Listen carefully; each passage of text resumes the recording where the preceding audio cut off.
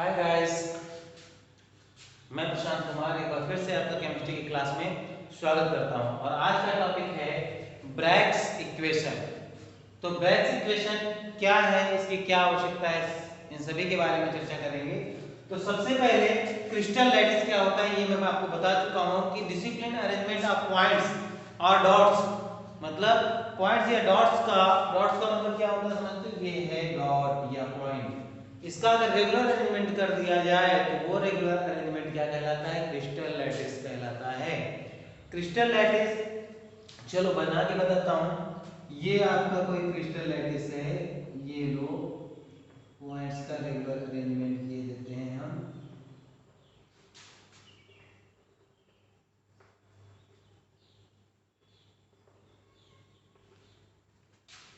ये लो, ये पहली रो हो गई, ये आपकी दूसरी रो हो गई और ये आपकी तीसरी रो हो गई। तो ये डॉट्स का डिसिप्लिन अरेंजमेंट हो गया। ये तुम्हारा L1 मतलब पहली लेयर, ये L2 दूसरी लेयर, तीसरी लेयर, तो 3 लेयर मैंने लगा दी। इसे ही आप क्या बोलते हो, क्रिस्टल लैटिस बोलते हो। अब अगर ध्यान से देखें तो ये पॉइंट्स मैंने आपको बताए थे कि जो एटम होते हैं वो स्फेरिकल होते हैं और इनके सेंटर पॉइंट को हमने लिया हुआ है, इस सेंटर पॉइंट को। अब आपको एक बात और बता देता हूं कि ये जो एटम होते हैं ये बहुत ही साइज में छोटे होते हैं, इनको नग्न आंखों से देखा नहीं जा सकता है। और जब नग्न आंखों से देखा नहीं जा सकता है तो इसकी रेडियस मापने की बात तो बहुत दूर हो गई। तो सबसे पहले ब्रैग्स इक्वेशन का निर्माण इसीलिए किया गया कि एटम का रेडियस कितना है इसको मापने के लिए। कैसे करेंगे ये देखते हैं। अगर दो एटम आपस में जोड़कर रख दिए जाएं तो इस पॉइंट से इस पॉइंट की दूरी थोड़ा तो बढ़ गई, और अगर ये हमको पता चल जाए और अगर इसको हम d मान लें तो हमको r पता चल जाएगी। दो एक जैसे एटम अगर पास में जोड़ के रख दिए जाएं और तो उसकी डिस्टेंस को हम क्या मान रहे हैं, d, और उस d को अगर 2 से डिवाइड कर दें तो क्या r आ जाएगा, ये तो आपको पता है, बिल्कुल आ जाएगा। तो अगर किसी तरह से ये d पता चल जाए तो r ऑटोमेटिकली पता चल जाएगा। तो ब्रैग्स इक्वेशन की सहायता से हमको d पता चलता है और फिर हम d की सहायता से r निकाल लेते हैं। अब d पता कैसे करते हैं, क्योंकि जो क्रिस्टल लैटिस होता है सभी को पता है सॉलिड होता है, और सॉलिड के अंदर साइंटिस्ट थे उन्होंने क्या किया, एक्स रेज पेनिट्रेट कराई, एक्स रेज पेनिट्रेट कराई। और एक्स रेज आसानी से पेनिट्रेट हो जाते हैं। जैसे कि आपने देखा होगा कि आपके शरीर में कोई बोन में कोई प्रॉब्लम हो जाती है या कोई बॉडी में प्रॉब्लम हो जाती है तो डॉक्टर बताते हैं कि जाकर आप इसका एक्सरे करवा लीजिए, एक्सरे ले लीजिए। तो एक्सरे क्यों करवाते हैं, सबसे पहली चीज जो एक्सरेज होती है वो बहुत पावरफुल होती है, ठीक है, वो आसानी से कहीं भी पेनिट्रेट कर जाती है। क्यों ऐसा होता है, क्योंकि इनका जो वेवलेंथ होता है लैम्डा वो लो होता है। कैसा होता है, लो होता है। और आपने इक्वेशन पढ़ी है E बराबर एससी अपान लैम्डा। अगर लैम्डा कम होगा तो E अर्थात एनर्जी ज्यादा होगी, और एनर्जी जब ज्यादा होगी, एक्सरे की एनर्जी ज्यादा होगी तो वो पेनिट्रेट कर जाएगी। अगर आप यहां से पॉइंट की दूरी d मानते हैं तो यहां से भी आपको पॉइंट से पॉइंट की दूरी कितनी होगी, d ही होगी। और ये डिस्टेंस अगर हमको पता चल जाए तो हम r ज्ञात कर सकते हैं। तो आपको एक बात तो पता चल गई होगी कि ब्रैग इक्वेशन का यूज क्या है। तो साइंटिस्ट ने किया क्या, यहां पर एक्स रेज को पेनिट्रेट कराया। कैसे देखते हैं कि एक एक्सरे आई कुछ ऐसे इस पॉइंट पर पड़ी और यहां से रिफ्लेक्ट हो गई कुछ ऐसे,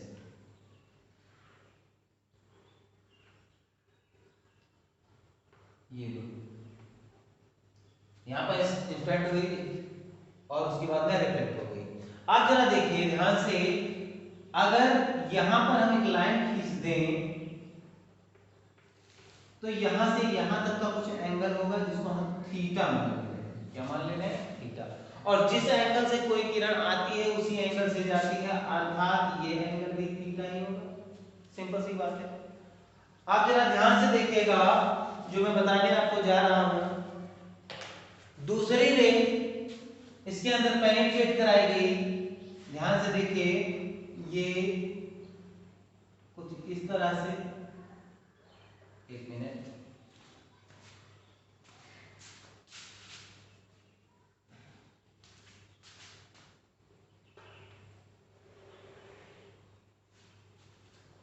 कोई रे आकर के इस पार्टिकल से टकराती है और यहां से रिफ्लेक्ट हो जाती है, कुछ ऐसे।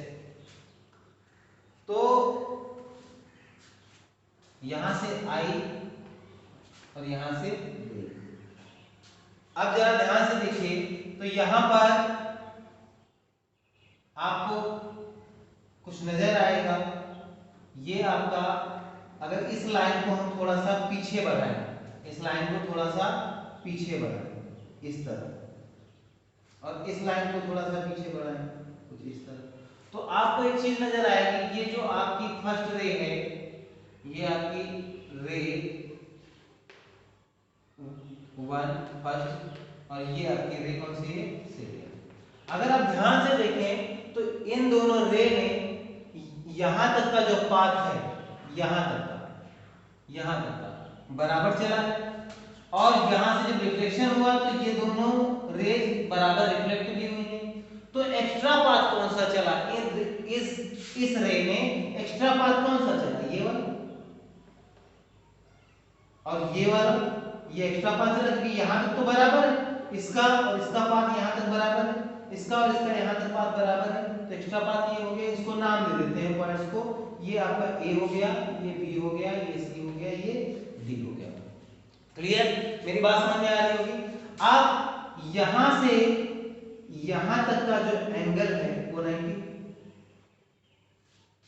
और इसके बीच में भी एक लाइन डाल दें जिससे आराम हो जाएगी, एक ट्रायंगल बन जाएगा। देखो एक ट्रायंगल बन गया, एक मिनट, यहां पर एक ट्रायंगल बन गया एबीडी, बन गया, इधर भी बन गया, कौन सा, बीसीडी। तो आप खुद से देखिए, ये एंगल थीटा है और ये टोटल एंगल 90 है, तो ये कितना होगा, 90 माइनस थीटा, और यहां से यहां तक का एंगल भी 90 है, तो ये 90 माइनस थीटा है, तो ये कितना होगा, ये थीटा होगा। क्लियर, इतनी बात समझ में आ गई। एक्स्ट्रा पाथ कौन सा है, एडी, और एडी अगर निकालने जाए तो ट्रायंगल में जरा ध्यान दीजिएगा, ये पॉइंट से पॉइंट का डिस्टेंस, इस पॉइंट से इस पॉइंट का डिस्टेंस कितना है, डी, ये लोग लिख देते हैं, ये है डी। तो एडी कितना निकल के आएगा, अब थोड़ा ट्रिग्नोमेट्री पर ध्यान दीजिए, तो ये तुम्हारा एडी है, और एडी बराबर किसके आएगा, डी sin थीटा के, क्योंकि ये एंगल कितना है, थीटा। तो एडी बराबर कितना आ गया, ध्यान से समझिए बेटा, एडी बराबर D sin theta, D sin theta आ जाएगा।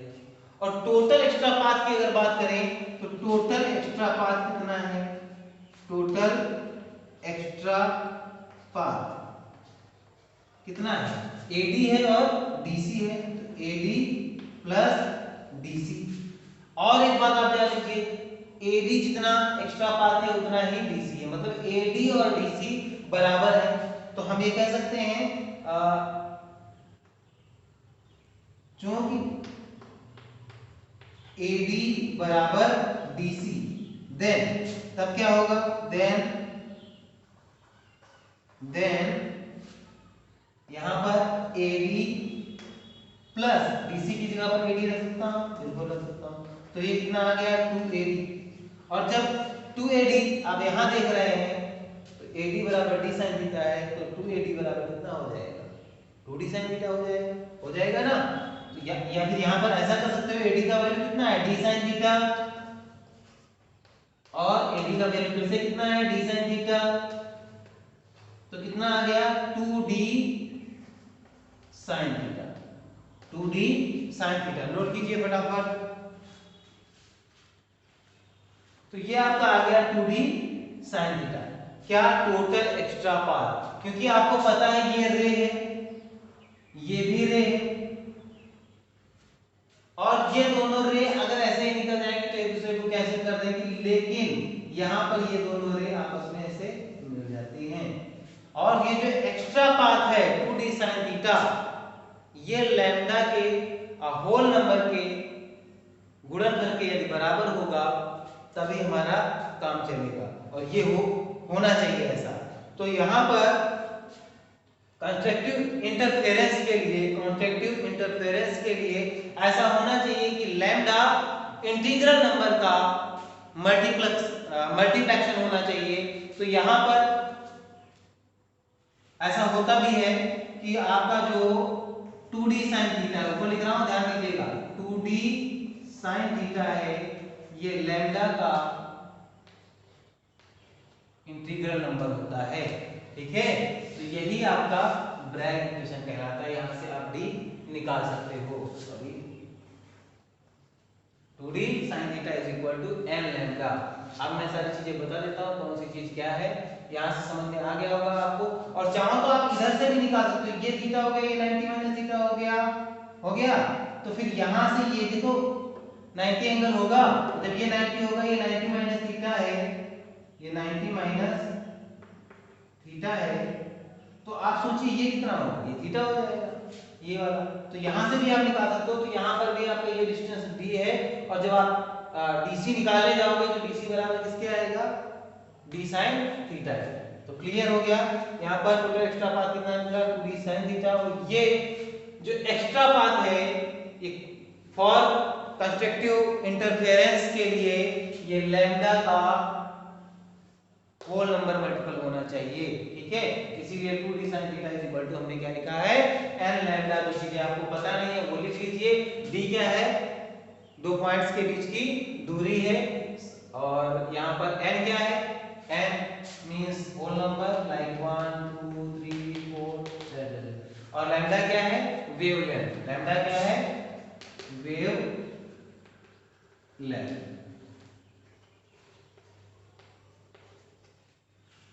तो मेरे ख्याल से ब्रैकेट इक्वेशन समझ में आ गई होगी, और जब d हमको पता चल जाएगा तो r निकालने में कोई भी प्रॉब्लम नहीं होगी।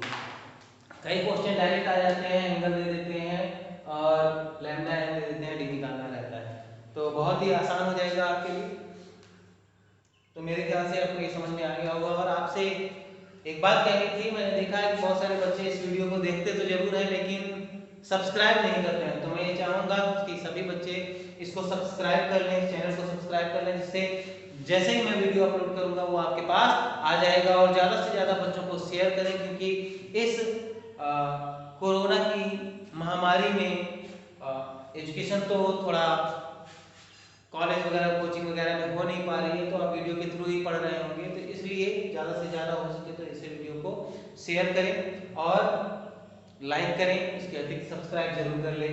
ओके, आज की क्लास यहीं पर समाप्त करते हैं, अगली क्लास में मिलते हैं।